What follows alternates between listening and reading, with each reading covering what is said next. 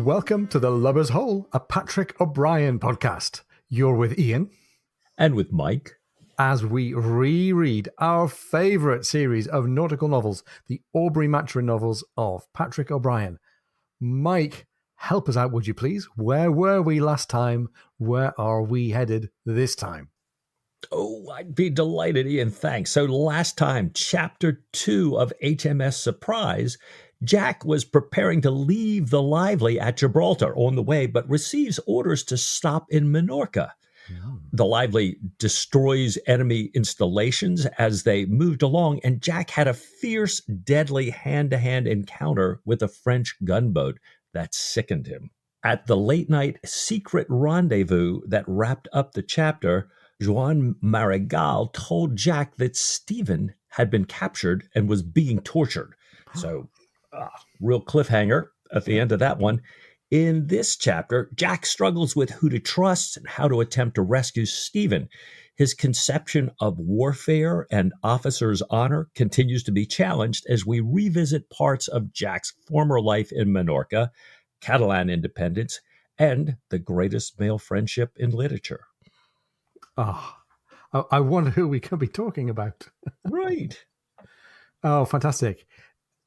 There's lots of action. We've talked about how different people might have been missing different kinds of action, and do you miss being on shore or do you miss being at sea with gun battles? Here we're going to get into some very traditional, almost boys' own action in this chapter, and I'm really looking forward to getting into it. The chapter starts in Jack's cabin, literally the moment after the previous chapter closed. It's still the night. They're back in the Lively, having been ashore in the darkness, trying in vain to find Stephen Maturin. Jack's looking intently into Marigal's face and staring at this note purportedly from Stephen Maturin in this smudged charcoal handwriting. And here's what it seems to say, something like the following: do not, perhaps wait. Then several words underlined with only the line remaining: send this, a name, Sir Joseph, not to trust. Then the traces of figures, 5 painful rows of them, and the trailing S. So if this is really from Stephen, he's in really, really bad shape. And Jack's smart enough and aware enough of the situation to still maintain the idea that this could be some kind of an elaborate trap, or even an attempt to shine a light on Stephen's real identity as a spy. There were times, says O'Brien, commenting on Jack's demeanor here, there were times when there was something very young and slightly ridiculous about Jack. It was a side of him that Sophie loved beyond measure, but no one looking at him now or in action would have believed in its existence. So, Mike, we're going to see a couple of transformations of Jack Aubrey in this chapter. Here's one. The fun-loving Jack is gone. Serious, grave, military Jack is back. Absolutely. Well, in kind of I love how O'Brien does this. He says, Marigal tells him the story again, a story we haven't heard yet. So, by getting to tell him again, we get to hear it now, as O'Brien often does. Some informer had told the Spanish authorities about Damanova, Stephen, yes, senor. And this was quickly settled by the production of Damanova's American passport and the Vicar General's intervention. So apparently Stephen's got somebody in the organization here. But then over violent Spanish protests, the French took Damanova to their headquarters, the French spy mission on the island here. And Marigal says, the French's bullying actions have united even Catalans and Castilians here on the island. They've got this very particular hatred for this French intelligence unit, which he says is as bad as the Inquisition. So, wow. I was going to say ratchet up the tension, but perhaps that's a bad word to use here. Not to mention a spoiler. Yeah, exactly. Yeah, exactly. Well, Marigal, as it turns out, heads the largest Catalan independence group on the island. And he actually has 2 informers inside the French group's headquarters, civilians working there. He also has a brother who's a priest who can actually get in and has been getting in to see Stephen. He's brought him laudanum, which Stephen had requested, and Esteban, as Marigal calls Stephen, told his brother, the priest, the words to say to Jack on the beach. Yeah. He sums it up to say, Stephen is weak and his captors are pitiless. So, Aye, not a aye, good picture. aye. It's really not. And we discover that the place where Stephen is being kept is right in the heart of enemy territory and has all kinds of risks attached to it. The headquarters where he's being kept is in the little garden house of the old English commandant's place, and we'll come back to exactly what they mean by the commandant's place. This is the place where prisoners are questioned, and as Marigold describes it, back from the street, you can hear shrieks as far away as the church, and they are known to be in the habit of disposing of dead bodies from this presumably torture and interrogation center at 3 or 4 in the morning. He gives an account of how many people there are. He says there are 5 officers and a guard, up to a dozen men on duty at a time, no sentries, a few civilians, interpreters and cleaners and such. 2 of the servants who work in the house are agents of Joan Maragall. So there's at least some pretty good intelligence about the lie of the land here, but it doesn't look all that promising.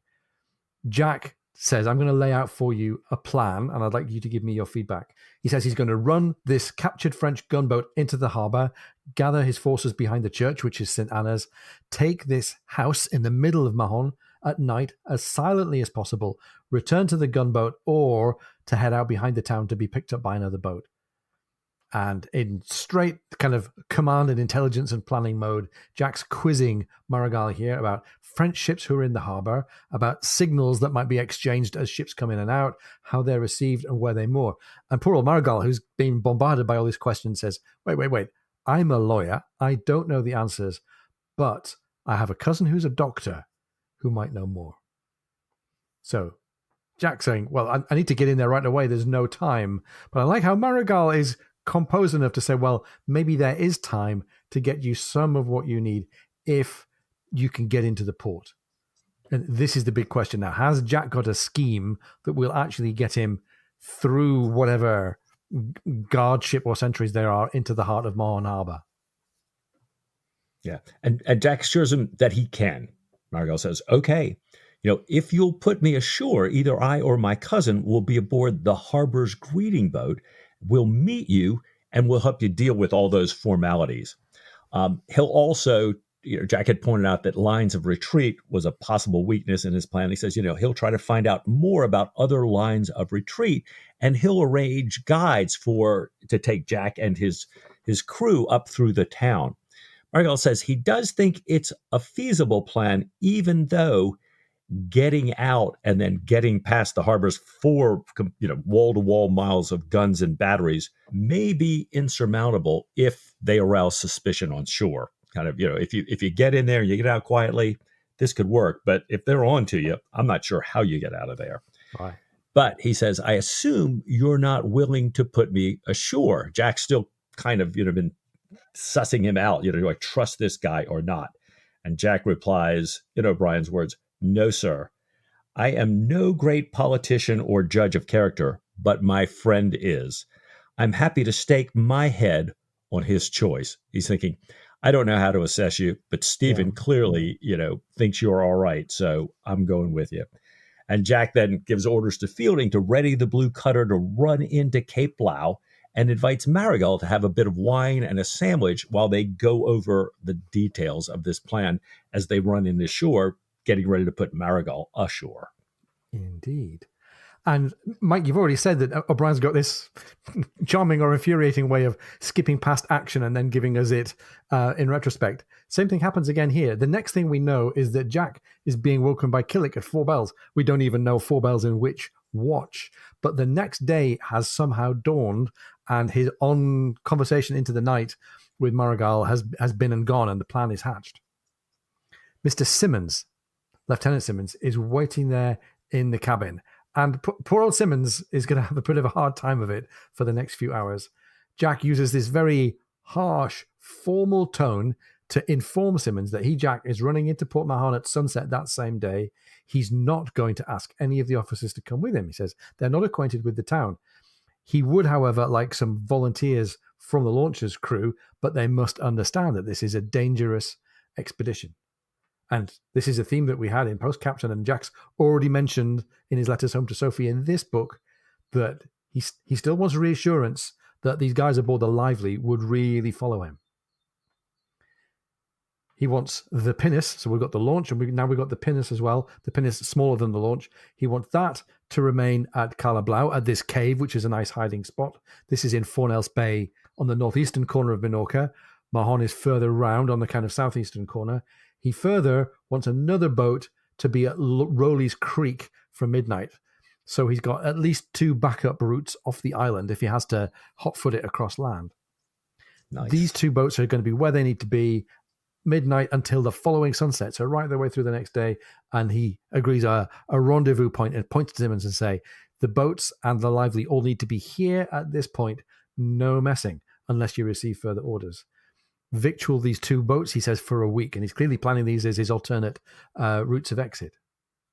The Lively, he orders, should stand off and on to windward of Cape Mola. Cape Mola is the big headland just off the entrance to Port Mahon there, and should close with the land at dawn under French colours, but out of gunshot range.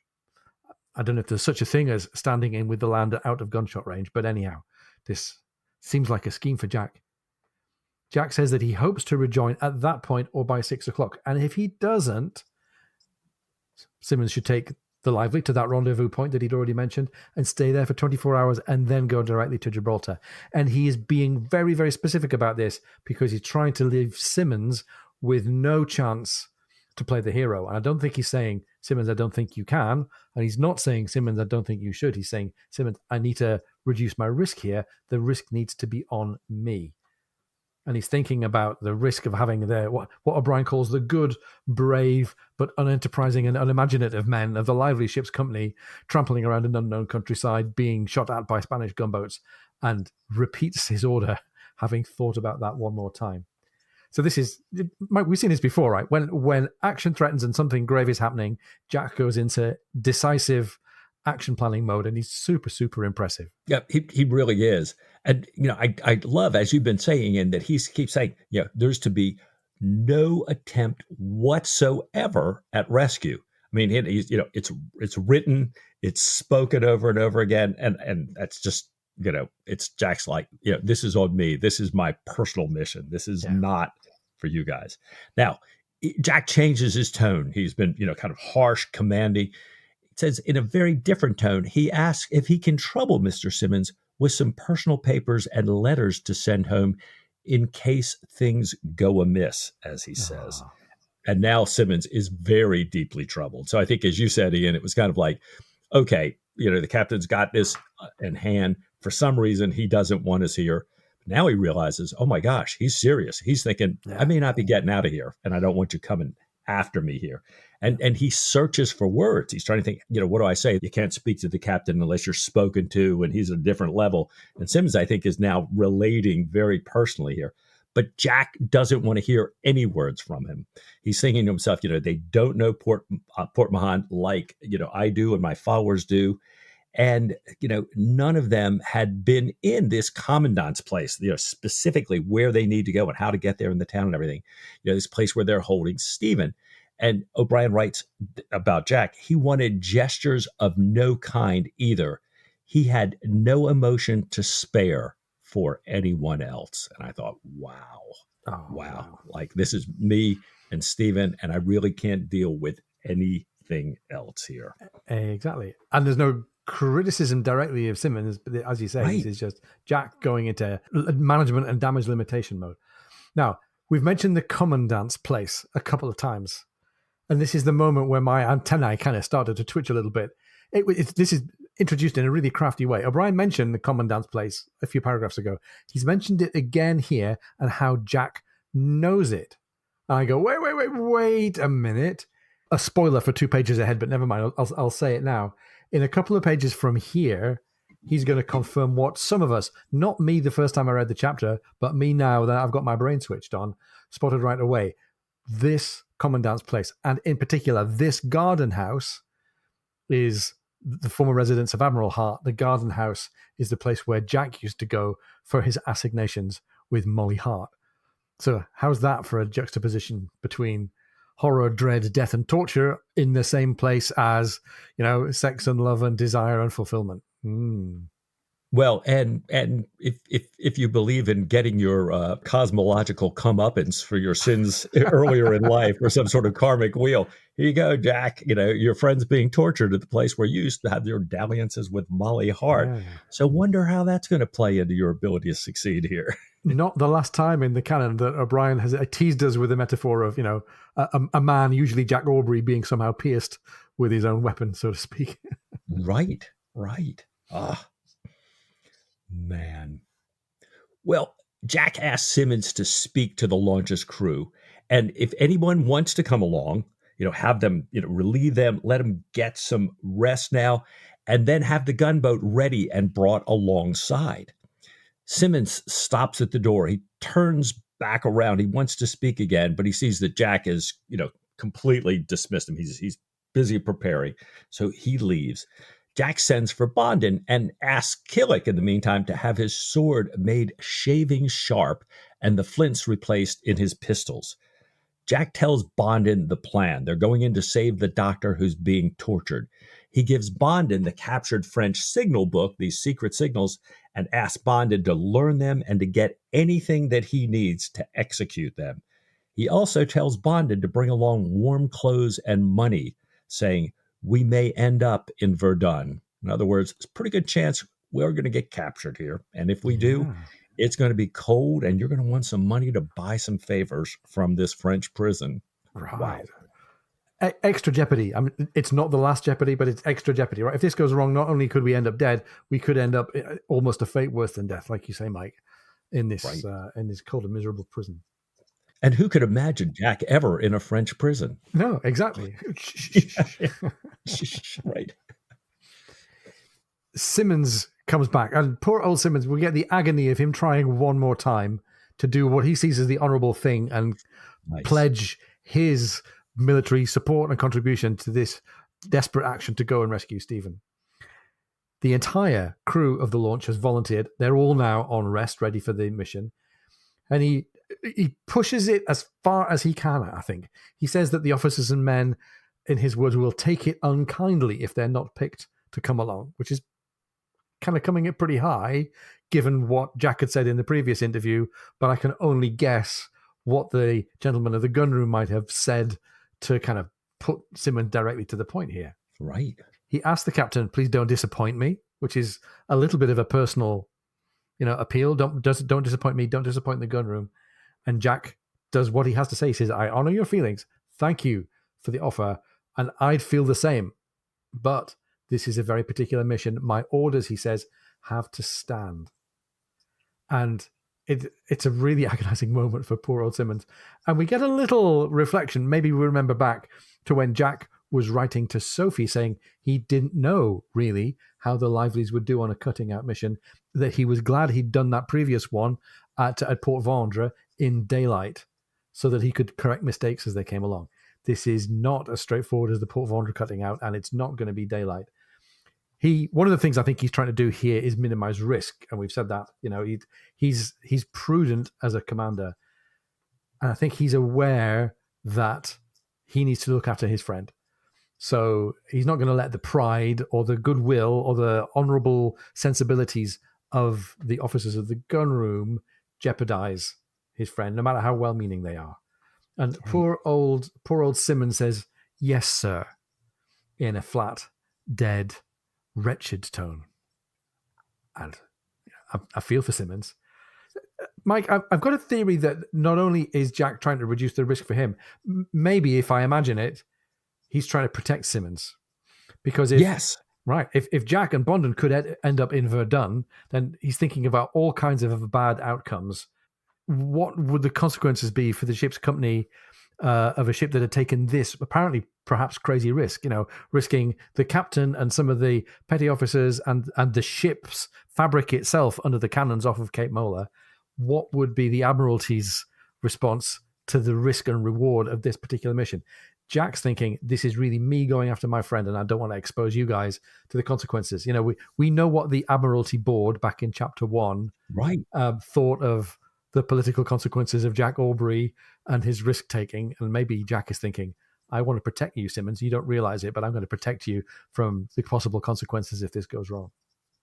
Absolutely. And, it also, and it works both ways because Right. as Marigold had said, if you get found out on the island, you'll never get out of there. Yeah. And so I think Jack's like, okay, I don't want anybody that's going to trip up and, get us found out before we get a chance to get out of there. And I think you're absolutely right too. That at that point, Simmons would be conning the ship and it Yeah. would be his court martial for Yeah. losing that boat. And Exactly. I think Jack thinks too much of him. At the same time, I don't know that it's sunk in or will sink in for a good while. But if Jack had any doubts about whether these folks on the Lively would follow him, I mean, he's got everybody there going, Yeah. we don't care Yeah. if we're going to die. You're going, we're going with you. Yeah. Please take us. I love it. Well, the launch's crew is now dressed in red Mediterranean wool hats, and Jack comes on deck in a very shabby uniform, Hessian boots, a cloak, and a plain cocked hat. They're all assembling on deck. Jack takes the gunboat and takes his followers on the gunboat, and he tells Mr. Simmons, I'm not going to be returning to the ship until after Port Mahon. So he says, I want you to send the launch across at 4 p.m. They shake hands, kind of very formally, and Jack just nods at the other officers before he's piped over the side. And I got this feel like it's, again, I don't have emotion for anybody else. I can't, Yeah. and I don't think they'd run up and hug each other, but I think probably even in that day and age, a lot of people wanted to Yeah. at that, going, oh my gosh, I know. this sounds like it's being made out to be a bit of a suicide mission, but he's down. And he's, as you said, he is back in that, Jack Aubrey in command frame of mind. He is. And it's funny. You have to guess or at least wait for a paragraph or two to figure out exactly why is he leaving the ship at this point. He's leaving the ship because he's going aboard this gunboat and he's going to figure out what she's like to handle. So we learned that this is not a regulation Toulon-style gunboat. It's not one of the heavy Spanish ones. Oh, of course. That's what we were all thinking. We're all sitting here thinking, going, oh, yeah, this is one of those heavy Spanish boats. It's a half-decked Barcalonga. I think, to be honest, we knew that in the previous chapter, but we get it reminded of us here.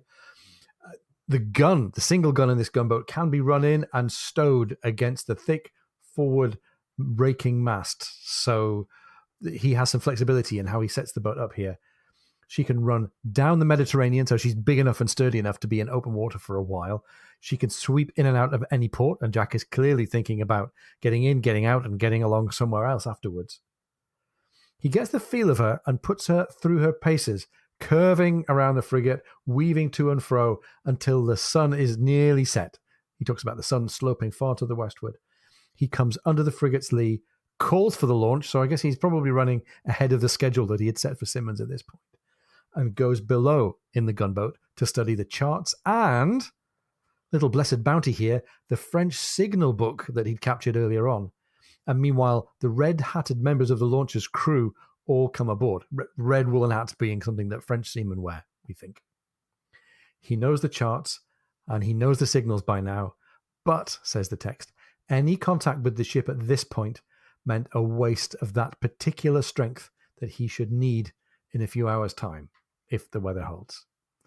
So, Mike, although Jack seems to us to have like a limitless store of decision and resourcefulness and combat power when he needs it, he's saying there's a limit to what I can do here, and I'm just going to protect the energy and the resources that I have. And I love this. So we're like wrapped up, and then we get one of those moments that O'Brien often gives us. Says, he comes back on deck later and he sees in O'Brien's ward Killick lurking there against his orders, looking sullen, with a basket of food and some bottles. Now, Jack looks past Killick, doesn't, it's like, okay, I'm thinking he told him, you're not coming. And Killick's like, yeah. But he hands the tiller, Jack's gone to the tiller. He hands the tiller over to the quartermaster, gives him a course, and begins his steady pacing, gauging now, kind of like, and I can't remember whether we saw this in Mastering Commander or another one.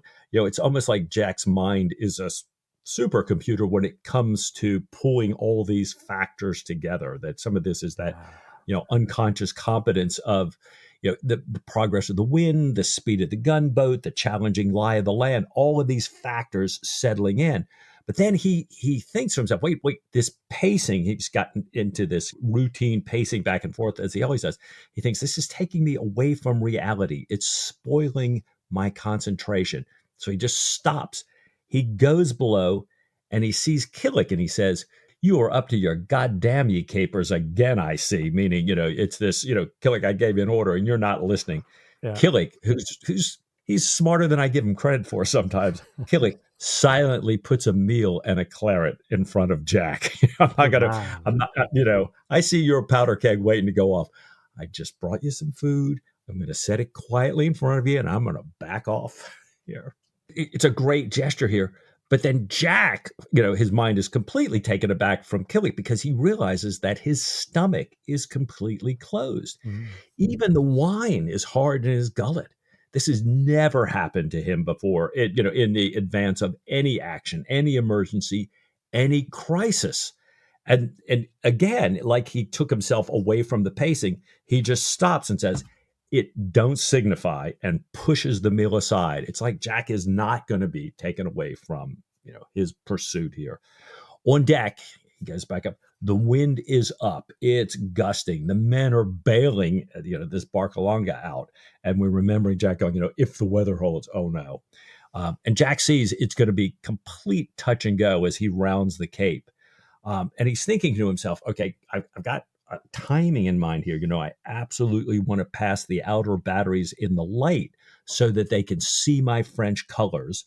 But, once I get inside to that long, narrower harbor, I want it to be darkness. I don't want people looking at us and seeing specifically what we look like on the boat. And he looks down and sees that Bondin has already laid out all the correct signals that they'll need here. So I think there's that. O'Brien's doing this fabulous job of tension and relief and, really in little ways, the character of Bondin, the character of Killick, the character of Jack, so well written into what seems like just this action-packed rush through the chapter here. It's great, isn't it? And not in a sort of clumsy, drum beats ratcheting up the tension kind of a way, but we're right there with Jack and with the rest of the crew here, and we can feel the tension. Jack is no longer purely in reflective mode. He's got immediate material problems in front of him here. He gets around Cape Mola and he's hoping to get around without any kind of back eddy of the wind or the current laying him down or sweeping away to leeward. So he's really got to sort of shoot a narrow gap here. The signal station on the headland comes into view and they hoist the first of the recognition signals, hoping that the signal is correct, that their signal book is still in date. There's a small eternity to wait for the reply, but the reply does indeed come. So they're through the first of the obstacles here. Jack brings up the helm, the ship lays over, and a quarter of a mile further, and they're through, shooting into calm water. But Mike, this is a long old harbour, Mahon, and we've got a ways to go yet. So Jack passes the helm across to Satisfaction, one of the members of the crew, and he doesn't want anybody in the heavy batteries, who are just a biscuit toss away on either side, to notice the unusual presence of an officer at the helm. So having an ordinary seaman on the tiller is going to be a better move. They hear some voices on the shore who in French say, "Do you speak French?" And there's a cackle, and then another voice in Spanish saying, "Ah, sons of a whore." So there's obviously some dislike for the French amongst the presumably Spanish or Catalan-speaking folks who are guarding the entrance to the harbour here. As they head along, they see on their right the island that contains the isolation hospital, what's called the Lazaretto. This same island's still there and is still called the Lazaretto in modern-day Mahon. And they see this ahead as the long harbour was filled with deep purple shading to blackness. So he's timed it exactly right. He had enough light to find his way into the harbour entrance, but now they can make their way under cover of darkness and kind of flit along the shadows in the waterways here. There are some ugly gusts of wind that start up. They see some gaps in the hills, so they have to watch out. A little bit of extra jeopardy here, because this is the place where just such a gust of wind had laid the Agamemnon on her beam ends in 98. And Mike, there aren't very many references in this chapter, so let's have a little pick at this one. Agamemnon, so it would have been 1798. What might have been going on there? Well, it's interesting. I mean, clearly Agamemnon, known as Horatio Nelson's favorite ship, before he becomes Lord Nelson, and it's the first Royal Navy ship named after that tragic ancient Greek king of the Iliad fame, right? Ooh, So, but I did some research. I couldn't find any reference to the 1798 incident of being laid on its beam ends, even in the Royal Navy database, which is pretty no. pretty complete here, and following on a couple of quick internet searches. So I don't know. We were talking about this before we started Yeah. recording here. It's kind of interesting that we get this Agamemnon reference here, probably, possibly for the sole purpose of going back to a great work of literature here. Maybe Yeah. we'll come back to that here. Right. Yeah. Right. War literature, which is what the Iliad is. That might be an interesting thing for us Yes. to talk about. Yeah, good. And Mike, to Absolutely. help us out with another reference that we've had here, the Lazaretto, this island, a quarantine. What's the connection between the name and its function here? So it's fascinating. And this is the other one that really got me, because I went to a second reference in my mind. And then I thought, well, wait a minute. This is about hospitals. This is about quarantine. This is about people going into isolation and not bringing, these dread diseases into the main port. And so it's clearly, Lazaretto comes from Lazarus, who comes from this beggar in a story in the book of Luke that Jesus Ah, tells. This yeah. beggar has all these stores. He lays outside this, great rich man's palace, begging for food. He dies and he goes to heaven. Well, the rich man dies and he goes to hell, as Jesus tells this story. And the rich man finds himself in hell. He's being tormented, and he looks up and he sees that the beggar, this beggar that was always outside his gate, is in the bosom of Abraham, as Jesus tells the story here. And he says, Father Abraham, please, send this beggar with a little drop of water to place on the end of my tongue. Save me from the torments of hell. And so there's that story, this, pox-marked beggar, this diseased man, that goes to heaven. So here's this island. It's great. But when you say Lazarus, is this beggar the first guy who comes to your mind? If you're, I Yeah. can't say biblically literate, but it's what I'm thinking. So yeah, what came to my mind is Jesus' friend Lazarus. Lazarus, this guy that Jesus raises from the dead, Yeah. 4 days later. Well, it's Lazarus. And I'm thinking, wait a minute. This gust of wind that blew the Agamemnon over, it's deep purple shading to blackness. I'm thinking, this is Lazarus. Oh my gosh, this is another reference to death. What is going on in Yeah. this chapter? So that's what was going on for me. Oh my word! Lots of subtle, small but really, really persistent, ways of increasing the jeopardy here. Now, Yeah. we've got past the first round of signals and challenge and response, but we're going deeper and deeper into the heart of the enemy here, and we see a boat putting off from the Lazaretto Island, and who knows who's in this boat. Jack orders then no hailing, no calling out, no speaking, and establishes that he's going to give a hand signal, one to say in sweeps, stop rowing, and one to say give way, start rowing again. And as the boat draws near, we're in silence and we're in darkness here. Jack's mind is cool and lucid, but he's stopped breathing. This is tension for Jack Aubrey. The boat hails them in Spanish, says more or less the equivalent of ahoy, the boat over there. And Jack replies, ahoy, back at you. This boat runs alongside, hooks on, and a man makes a blundering leap for the rail. Jack catches him, and good news, friends, it's Joan Maragall. And stage 2 of our plan seems to be on. Wow. Mike, so much jeopardy, so much tension, so much anxiety over whether this plan is going to pay off. I think we have to do something to calm our nerves. Let's take a short break, and we'll be right back to continue the story.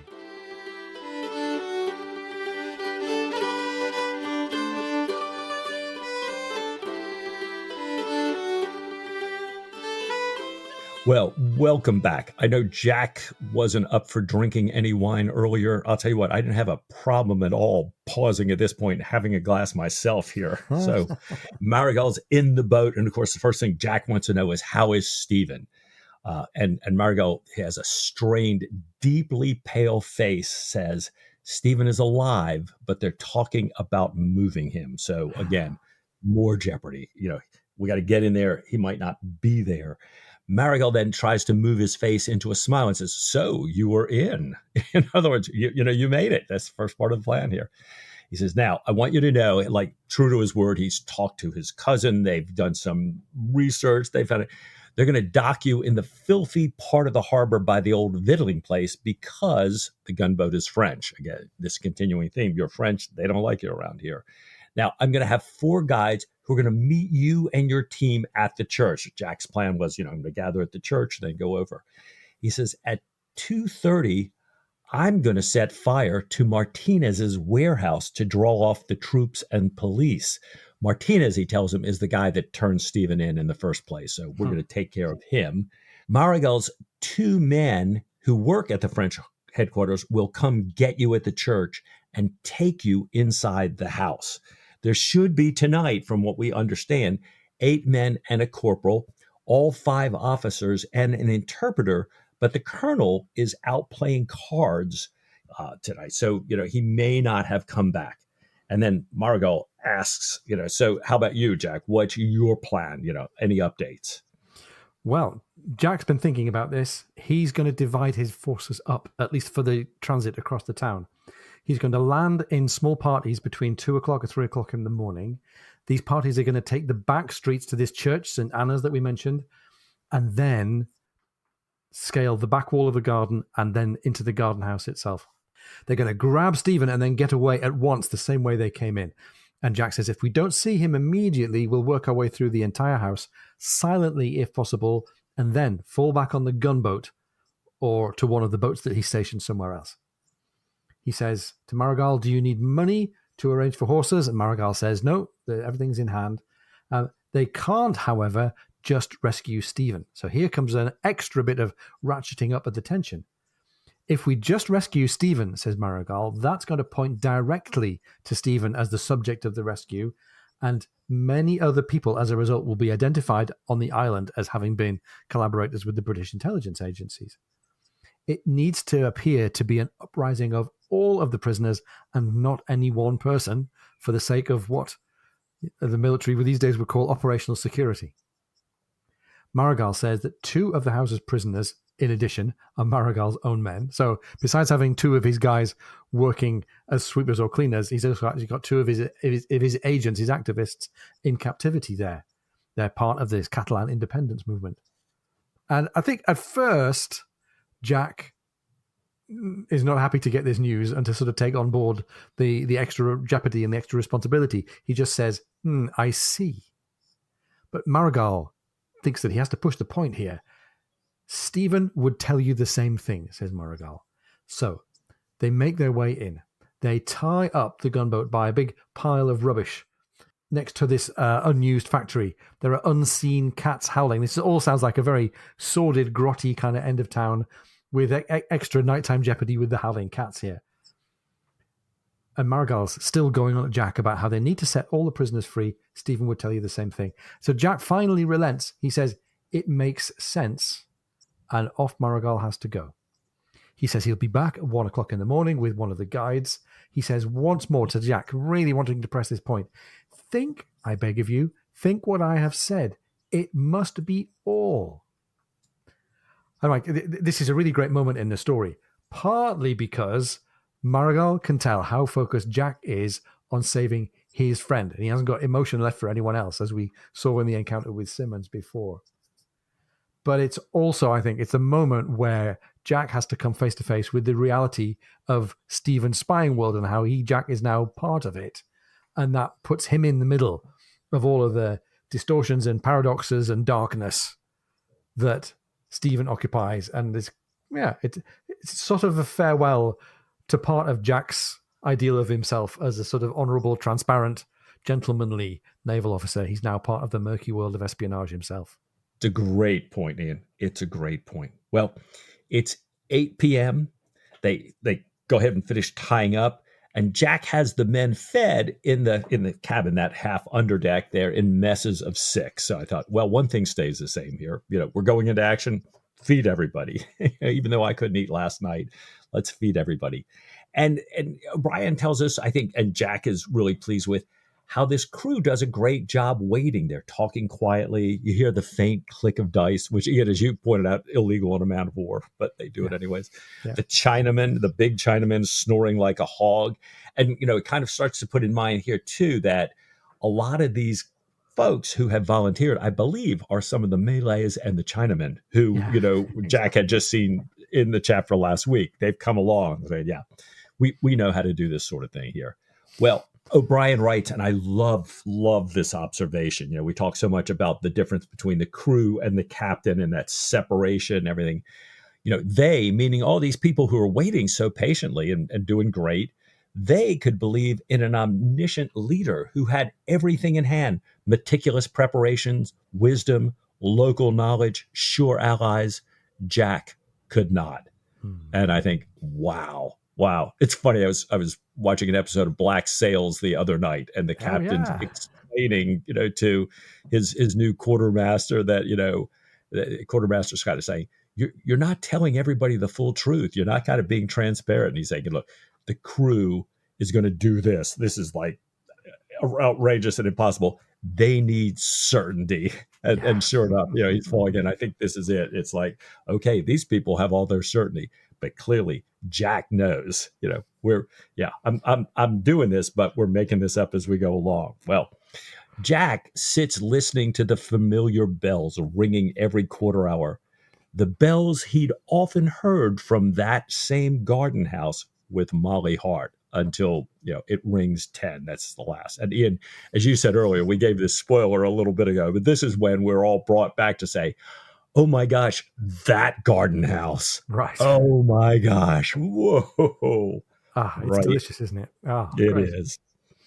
So the bells are ringing, and now Jack finds himself sitting up, staring at Killick, who's waking him up, saying, "It's three bells," meaning 1:30 in the morning, and the gentleman, which means Marigal, I guess, is going to be back presently. Yes. And at that point, waking up from this particular doze, Jack is transformed. He's, as the text says, another man.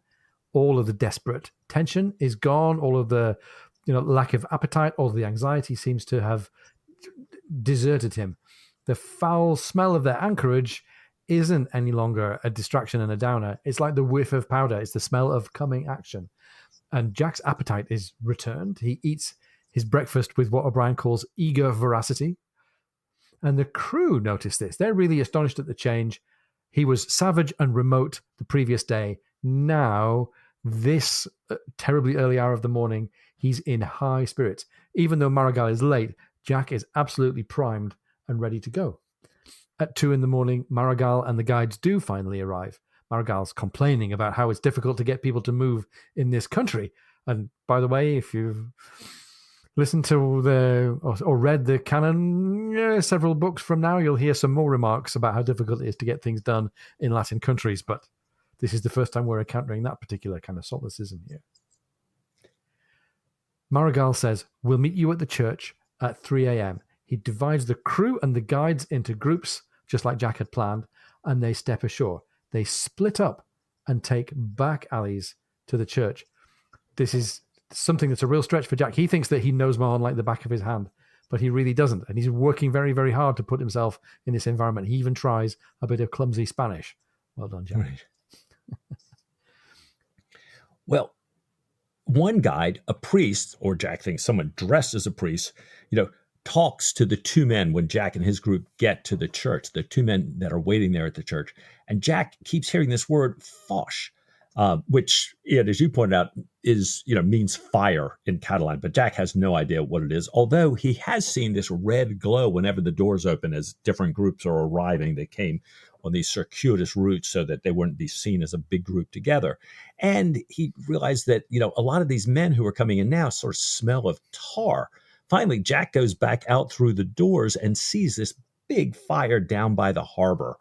And then he hears a shriek very close by, a high, bubbling agony cut off short, O'Brien says.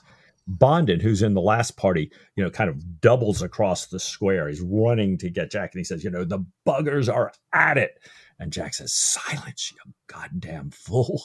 He says, like, "Yo, Bondon, all right." So, boy, okay. I'm here. I'm there. It's time. Whoa.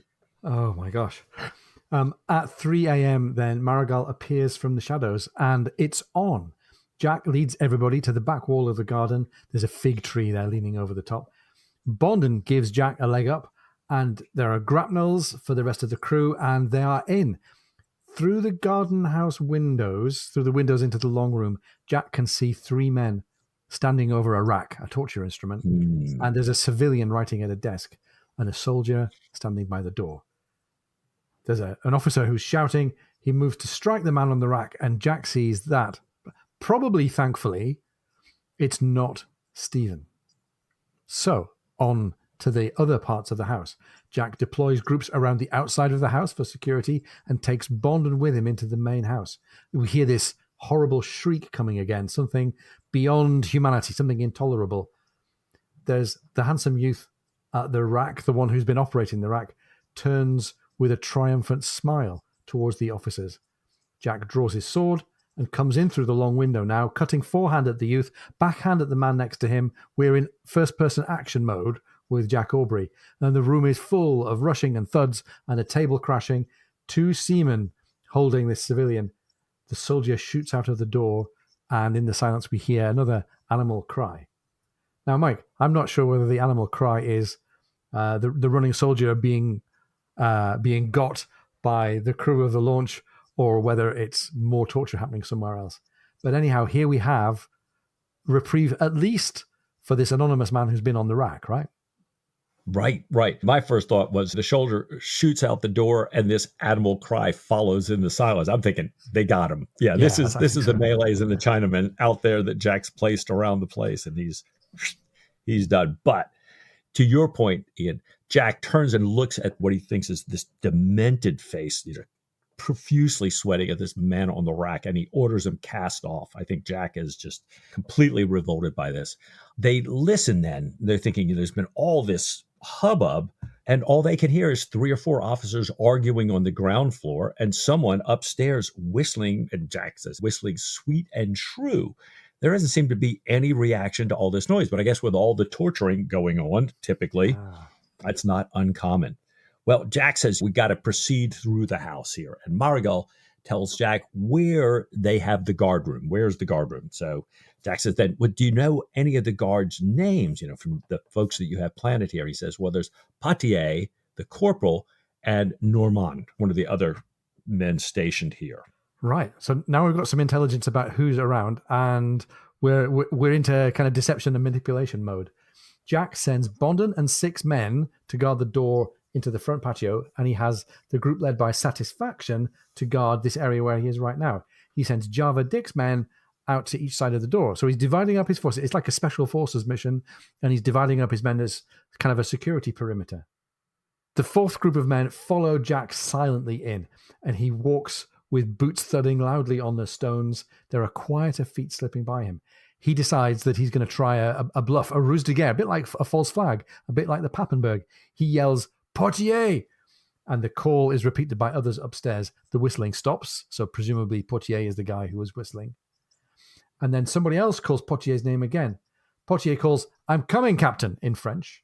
He comes out of the room, still talking to somebody in the room over his shoulder, as he closes the door and is taken silently by Jack and the crew here. Jack thinks, I did it once, I can do it twice. So this time he calls for Normand. The man opens, but is a little bit sharper to spot the danger here. He looks, sees Jack, and slams the door. Jack puts all of his weight into crashing through the door, and meanwhile sees this man Normand jumping from the window, and Mike, once again, shrieks from off stage. I'm guessing that's the Chinese and the Malays up to their dirty work again.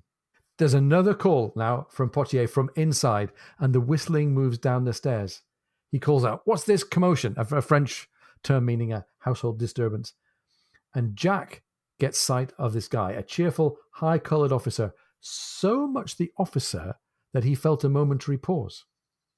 He starts to whistle again, sees Jack, reaches for a sword, discovers that the sword is not there, and now he's taken. Jack tries a bit of interrogation. Marigal, he says, ask him where Stephen is. The officer then asks Jack in French if Jack is an English officer. He tells them that Stephen is in the colonel's room. He's the last person in the house since the colonel has not returned. And Mike, we've had breathless excitement in Jack Aubrey's first-person perspective, and it comes as a bit of a surprise when we get a new perspective as we move into the colonel's room. Yeah, it really is amazing, and I love this. So, as you say, O'Brien changes perspective, and he writes, Stephen saw them walk into his timeless dream. They had been there before, but never together, and never in these dull colors. He smiled to see Jack, although poor Jack's face was so shockingly concerned, white, distraught. But when Jack's hands grappled with the straps, his smile changed to an almost frightened rigor. The furious jet of pain brought the two remote realities together. So Stephen's like, whoa, this is really happening. Jack, handsomely, my dear, he whispers. And they ease him tenderly into a padded chair. And Stephen asks for something to drink, for the love of God, as he says. And I can almost hear this broken Irish voice, for the love of God. And then says in Catalan, Marigal, sir, my God. He's smiling at him over Jack's shoulder. It's like, wow. He's in this laudanum-infused kind of torture-induced, dreamless, timeless dream.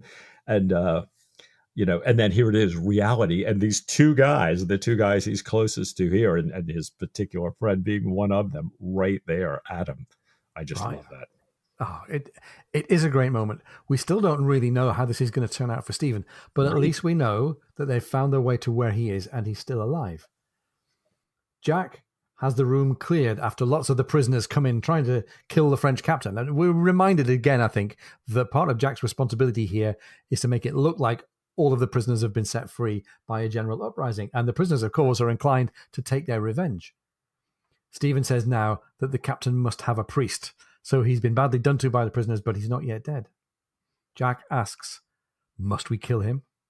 And Stephen nods a yes, but says before we do, he needs to write and summon the colonel. So Stephen, for all he's working through the pain here and his laudanum, is absolutely ice cold in understanding what must be done.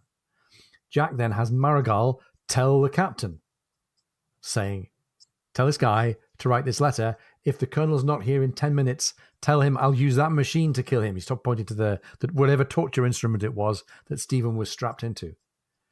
Marigal says the captain says he can't, something about his honor as an officer.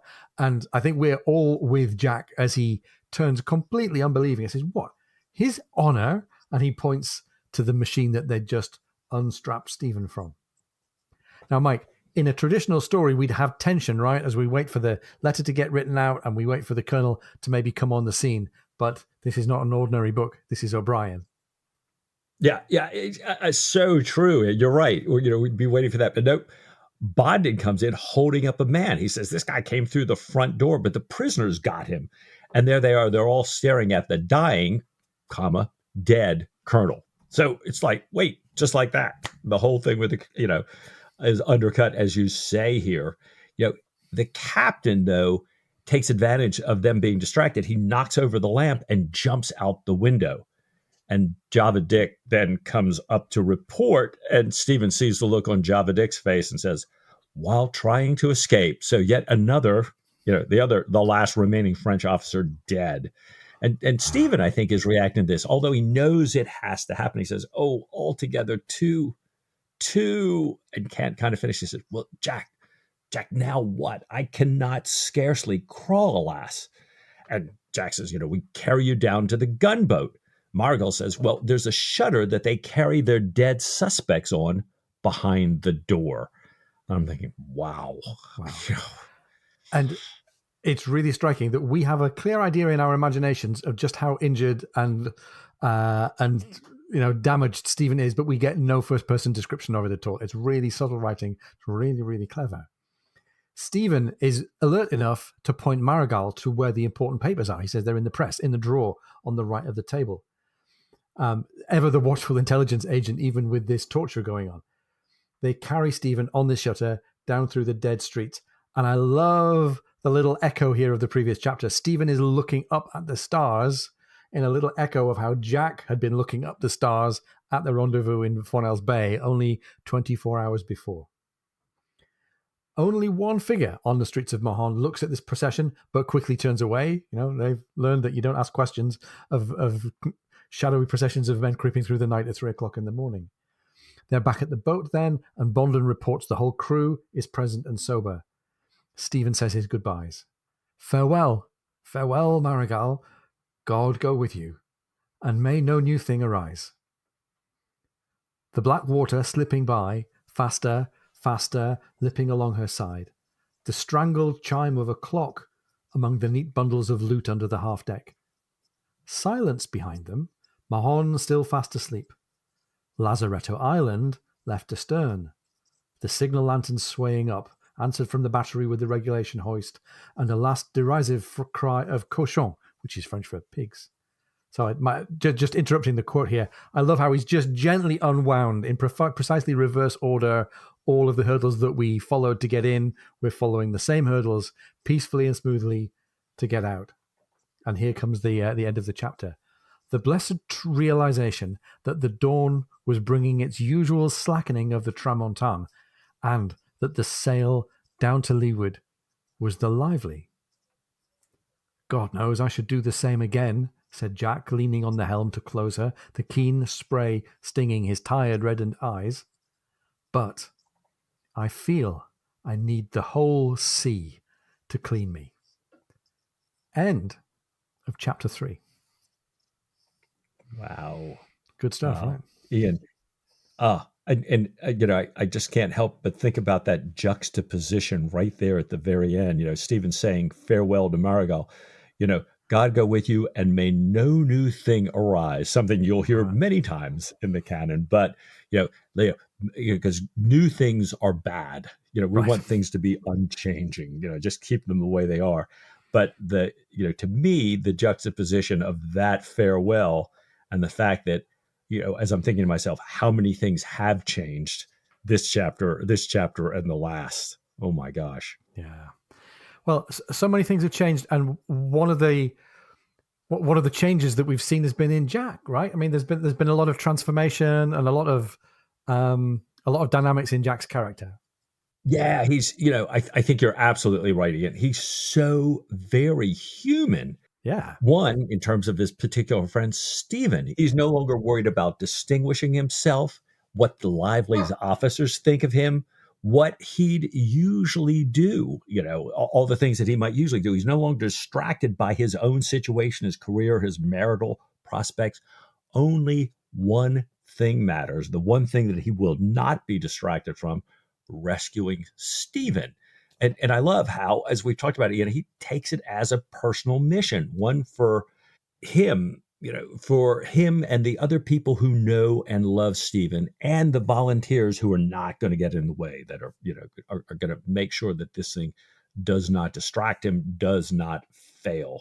And now we find him essentially marshaling and using the fierce, deadly ability that so appalled him in the last chapter. And so, speaking of changes, I think that's a big change, and he's still changing in this chapter. And we see that happen here.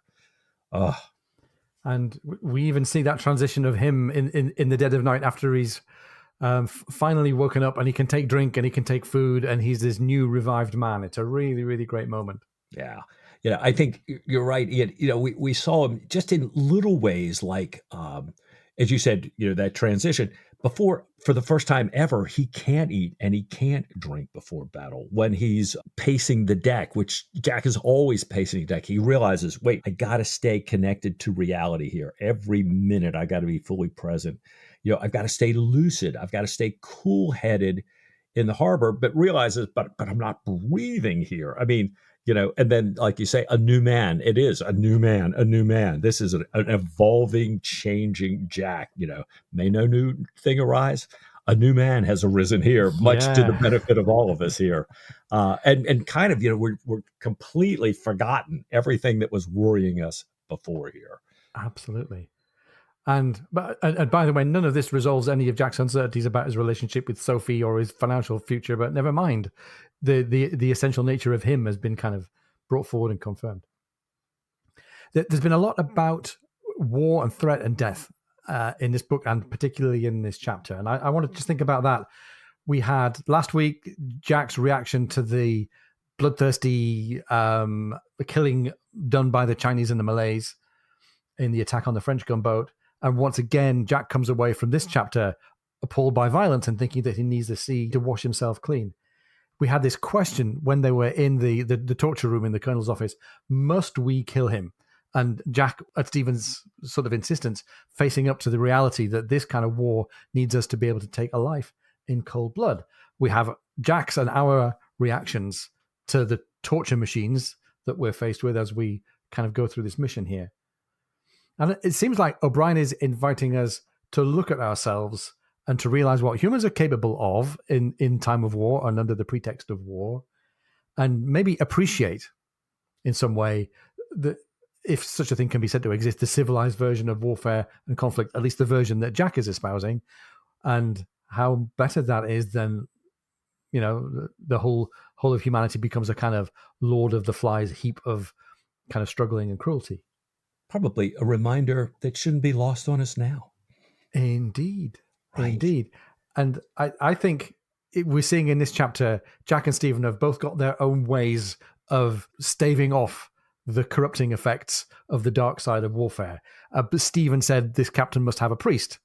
That's the Catholic's way of protecting yourself from corruption.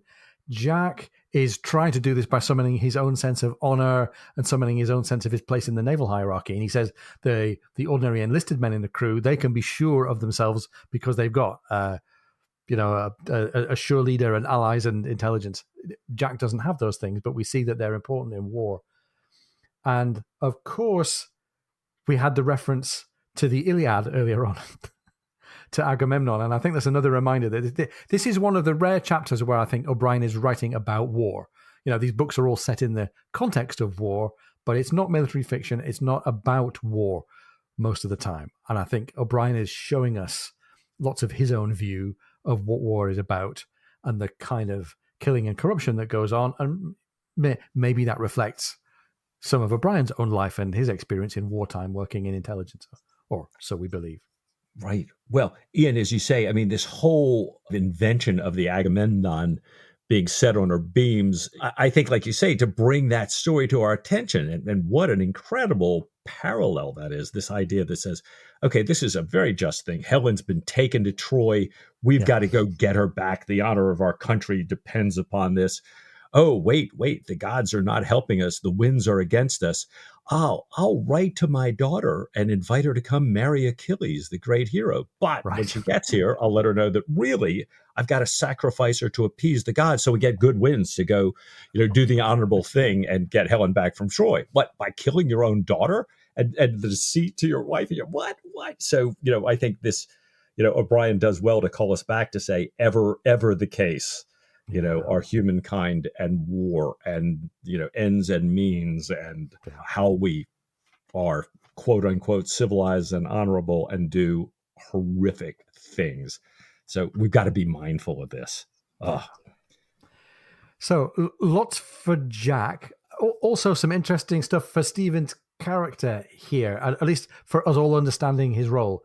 And I think if we've been long-term readers of the canon, we kind of take it for granted that it's a big part of Stephen's life and a big part of how Jack sees him with this intelligence work that he does. But in truth, it was only partway through Post Captain that we were absolutely sure in the telling of the story that Jack knew about Stephen's work in intelligence. And it's not very long ago that he learned that, and now we're all the way caught up to Jack being partly on the inside of the world. At the end of Post Captain, Jack heard Stephen say, "My life may one day turn on your discretion." And indeed, everyone, the discretion of everyone who's associated with intelligence. And that was nicely planted at the end of Post Captain, and we get a payoff for it right here. Yeah, I love how, even Stephen in that laudanum dream, sees Jack and Marigal coming for him. Oh, I've seen them Yeah. both, but never together. And to me, this was an underscoring of friendship and deep commitment to a cause, this unity, this laying down our lives for each other. So again, the highs and the lows of all this. Yeah. All in one chapter. Yeah, Really yeah, good. exactly. So, speaking of highs and lows, let's think for a minute about where Stephen is with Diana. It seemed at the beginning of the book like, we had the episode in the opera house at the end of the previous book, beginning of this book, Diana's away in India with Canning, and this toll is mounting on Stephen. The physical and the mental and emotional scars of being kidnapped, landing on top of all of the scars of the loss of his relationship with Diana, or at least so it seems. Does this secret war that he's engaged in have any kind of bearing on how he sees his relationship with Diana? Does it help to put it in perspective? Does it sink him even deeper into despair? Now that his cover is completely blown, does that take him out of the intelligence game? I'm sitting here wondering, can Sir Joseph Blaine rehabilitate him as an agent? Can anybody in his life, Jack or Diana or anybody else, rehabilitate Stephen physically and mentally and emotionally? What's he going to have to go through to get whole again? He certainly seems to be a man of great physical fortitude. We had sort of suspected it before, but now we've seen it for sure. He appears to have held up his kind of physical strength and his courage. And I'm wondering, like, where's that going to go? And have we heard the last about Stephen and his physical resilience here? Yeah. And Jack, Jack has managed to put aside everything else. He's got this one thing. I got to get Stephen. Well, now he's got Stephen, but Yeah. he's still in debt, engagement on shaky grounds. He's got no ship coming up. He's got no chance to distinguish himself. He's got an absolute negative influence blowing against him in Whitehall. So, Yeah. what happens to Jack? What happens to Stephen? I'm so caught up in the action of this and then realize, well, hold on. There's a lot of stuff we got to come back to here. Not the least of which is also Sophie and Diana. O'Brien's kind of kept them in the mix. Even though we're just referring to them here and there, we haven't been seeing much of them. Is this a naval and domestic adventure? It appears that both those arcs have, at this point, little room for maneuver. Yeah. And so, I can't help but ask myself, is a lee shore as inevitable as the prospect of riches were just a chapter or two ago? We know how O'Brien has this way of flipping the tables over. I wonder what he's going to do next. Well, and Stephen was wishing for himself, may no new thing arise, but perhaps a new thing is what we need to help our heroes. Perhaps a little bit of invention in Patrick O'Brien's mind is going to twist this plot before we're even properly underway. The name of the book, remember, is HMS Surprise. Right. And, maybe there's room for a surprise or two still to come. I don't know, Mike. Surprises, twists, Jack, Stephen, Diana, spying, health and well-being. It's all still to play for. What do you say this time next week to just a little bit more of this fantastic Patrick O'Brien? With all my heart.